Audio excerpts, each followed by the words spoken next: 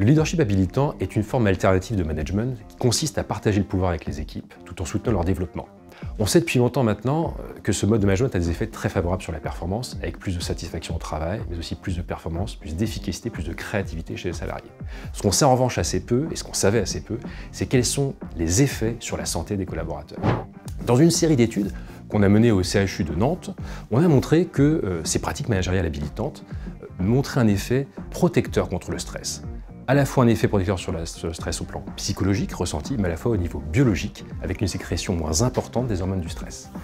Résultat intéressant également, on a montré que le leadership habilitant, en fait, protégeait une augmentation du stress biologique, des hormones du stress, donc, lorsqu'on se sentait stressé. En d'autres termes, partager le pouvoir avec les équipes, tout en soutenant leur développement, tend à donner les ressources aux salariés pour faire face au stress qu'il peut ressentir dans son travail et ainsi préserve sa santé.